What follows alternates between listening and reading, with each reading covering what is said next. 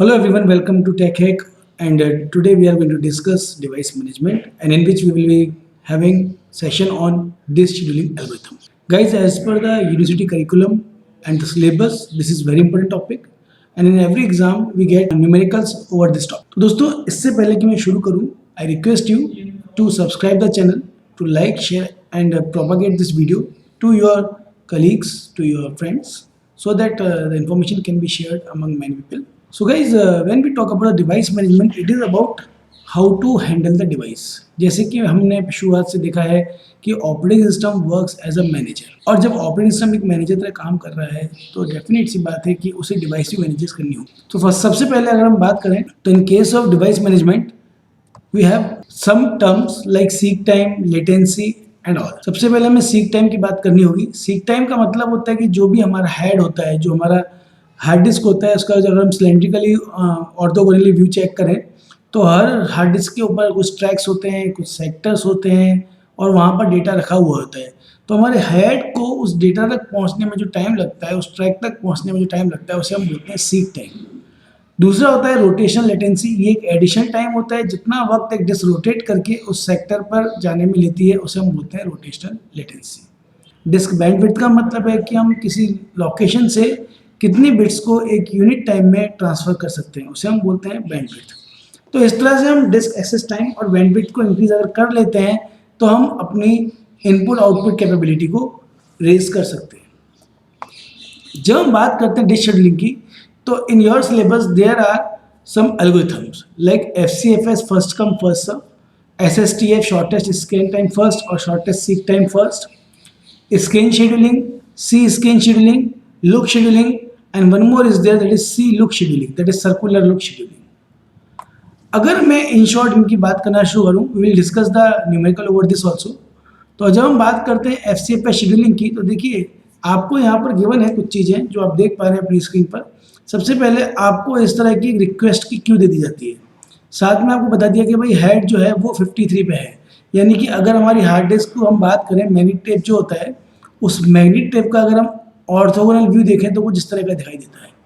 तो ये बोल रहे हैं कि भाई यहाँ पर कुछ ट्रैक्स होते हैं, कुछ सेक्टर्स होते हैं और उनके ऊपर हेड जाकर के उसको रीड आउट करता है। तो हमारा डेटा कहाँ यहाँ कहीं रखा हुआ होता है इस सेकेंड। तो ये बोलते हैं कि हमें कौन से ट्रैक्स रीड करने हैं, वो हमें यहाँ दिया गया हेड इनिशियली एट 53, तो लोकेशन ऑफ हेड इज 53। और साथ में आपको बता देते हैं कि भाई कितने हमारे पास टोटल सिलेंडर्स अवेलेबल हैं। तो देखिए यहाँ पर हमारे मान लेते हैं कि 200 सिलेंडर्स अवेलेबल हैं। जनरली आपको एग्जाम में गिवन होता है क्वेश्चन में। सो से 200 सिलेंडर्स आर देयर। तो सबसे पहला काम हम ये करते हैं कि उन सिलेंडर्स को लाइन में यहाँ रेज करते हैं। उसके बाद क्योंकि फर्स्ट कम फर्स्ट सर्व है, तो हम जो पहले आएगा उसे पहले सर्विस देंगे, इस पैटर्न पे काम करते हैं। क्योंकि हेड स्टार्ट में 53 था तो हमने हेड को यहाँ रखा at location 53। Then after first is 98, so it is moving towards 98। तो ये यहाँ से यहाँ तक इसकी डिस्टेंस जो ये चला, इसे हम बोलते हैं seek time. Then 98 to 183, so this is the second, 98 to 183. Then 183 to 37, third movement, fourth movement, fifth movement, sixth movement, seventh movement, and so on. Ultimately, अगर ये डिस्टेंस x है, ये y है, ये z है, ये A1 है, ये B है, ये C है, ये D है और ये E है, तो हमें क्वेश्चन में पूछता है कि what is the total seek time, what is the total head movement. तो हम इन सबको सम कर देंगे, that is x plus Y plus Z plus A plus B plus C plus D plus E, और इसकी वैल्यू यहाँ पर इस क्वेश्चन के अकॉर्डिंगली 640 आ रही है। तो इसे हम बोलते हैं first come first serve. Numerical में नेक्स्ट लेक्चर में आपको शो करके दिखाऊंगा। Second is SSTF, shortest scan time first, shortest seek time first. किसी भी नाम से इसे पूछा जा सकता है। सीक टाइम भी बोल सकता है, स्कैन टाइम भी बोल सकता है, आपसे क्वेश्चन में डिस्क शेड्यूलिंग भी बोल सकता है, स्कैन शेड्यूलिंग भी बोल सकता है, स्कैन एल्गोरिथम भी बोल सकता है।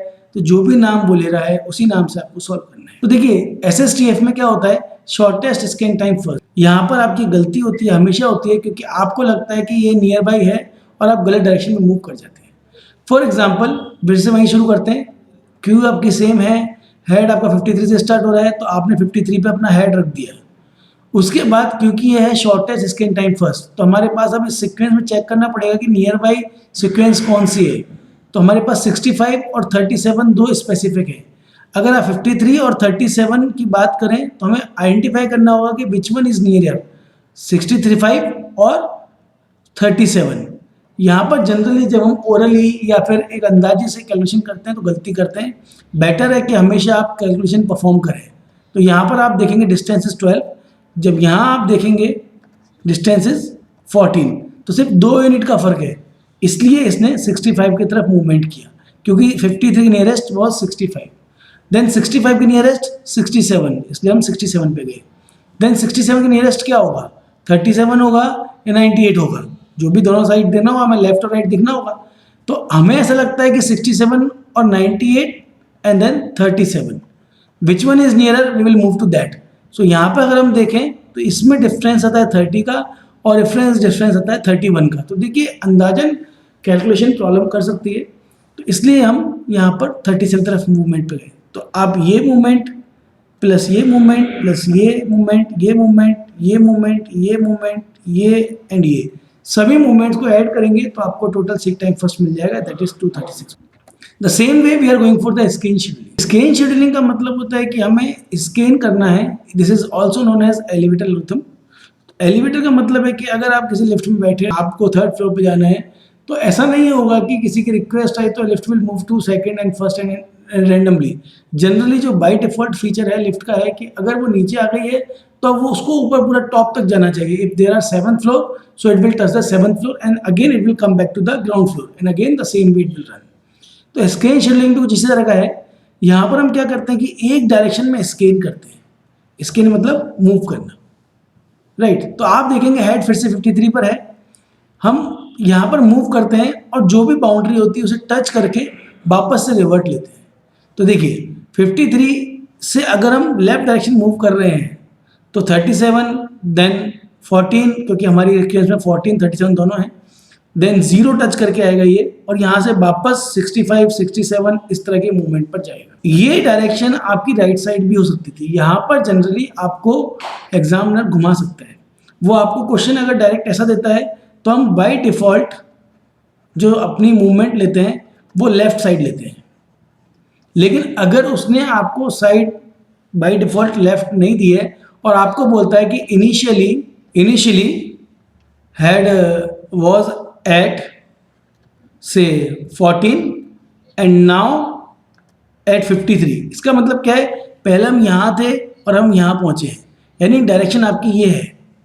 इस तरह के केसेस में इसी क्वेश्चन को अगर आप इंप्लीमेंट करते हैं तो आप इस वाली बाउंड्री को टच करेंगे 199 को और फिर वहाँ से वापस लौटेंगे। जब हमें डायरेक्शन गिवन नहीं होती है तो हम बाय डिफॉल्ट लेफ्ट डायरेक्शन में मूव करते हैं। जैसे कि इस क्वेश्चन में हमने 53 से 37 मूव किया क्योंकि हमें नहीं बताया गया कि इससे पहले हेड कहाँ था। लेकिन अगर वो आपको डायरेक्शन देना चाहेगा तो वो आपको हिंट देगा कि इनिशियली हेड वाज एट से 14 एंड करंटली एट 53, इसका मतलब हम इस तरफ मूव कर रहे हैं। अगर वो लिखता है initially head was at 67 currently at 53, इसका मतलब हम इस तरफ मूव करेंगे। तो जिस भी तरफ हम मूव करेंगे हम उस डायरेक्शन की बाउंड्री को टच करेंगे। अगर हम लेफ्ट साइड टच मूव कर रहे हैं तो हम 0 टच करेंगे, अगर हम राइट साइड मूव कर रहे हैं तो हम 199 टच करेंगे। तो देखिए इस एल्गोरिथम में क्या हुआ, सिंपल सा है, हमने 53 लिया, उससे हम 37 गए, 14 गए, एक डायरेक्शन के सारे ट्रैक्स हमें रीड करने हैं, उसके बाद हम दूसरी डायरेक्शन के सारे ट्रैक्स रीड कर रहे हैं। इसे बोलते हैं scan scheduling. Next is C scan scheduling, that is circular scan scheduling. यहाँ पर हमें दोनों बाउंड्री टच करनी है और दोनों का एंड पॉइंट टच करना है। लाइक वाइज आप देखिए यहाँ लिखा हुआ है हेड स्टार्ट्स एट 53 और इसके बाद इन्होंने इसकी डायरेक्शन दी। तो अगर ये राइट साइड मूव कर रहा है सो 53 65 67 और इसने यहाँ का बाउंड्री टच किया, then after it will jump to the initial point directly, बिना किसी को सर्व किए लास्ट में इनिशियल पॉइंट पाएगा और वहाँ से वापस मूव करेगा। यहाँ डायरेक्शन आपको राइट साइड गिवन था, मान लेते हैं यहाँ राइट साइड डायरेक्शन था इसलिए ये डायग्राम बना। अगर ये नहीं होता तो हम लेफ्ट साइड मूव करके इसको ऐसे करके और वापस से इस तरफ रिक्वेस्ट ट्रैक करते। तो सर्कुलर स्केन में हम दोनों एंड पॉइंट टच करते हैं। Then look scheduling similar to scan scheduling, फर्क सिर्फ इतना सा है कि rather than touching the boundary हम जस्ट एक पहले वाले पॉइंट पर जो हमारा लास्ट ट्रैक होता है, यहाँ 15 14 है, हम उस ट्रैक से वापस अपना रिटर्न टिकट लेते हैं। और अगर हम बात करें सर्कुलर स्केन की, सर्कुलर लुक की, जैसे सी स्केन होता है ऐसे सी लुक भी होता है, इन दैट केस ये यहाँ तक आता और यहाँ से आने के बाद सीधा 188 पे जाता, 183 पे जाता और फिर वहां से वापस अपनी सर्विस स्टार्ट कर। Look is similar to scan, same way C scan is similar to C look. तो देखिए हमने सी लुक में क्या किया था, हम बाउंड्रीज को टच करते हैं। सी लुक के अंदर आपको बाउंड्री टच नहीं करनी है, बल्कि बाउंड्री से जस्ट पहले वाला ट्रैक टच करके लौटना है। तो इस केस में आपका जो डायग्राम होता है जो ऐसा बनता है, यहाँ से यहाँ आते हैं हम। इस केस में अगर हम बात करते हैं सी लुक की, तो हम यहाँ से अगर इसी तरह का डायग्राम बनाते हैं तो हम सबसे पहले यहाँ से चालू होते और 183 से अपना टर्न अप लेते 14 का और वापस से फिर स्कैन करना शुरू। तो ये होता है हमारा see look. In next video, I will discuss numericals on these topics. So please be connected. Thanks for watching. Please do subscribe and share with your colleagues. Thank you very much.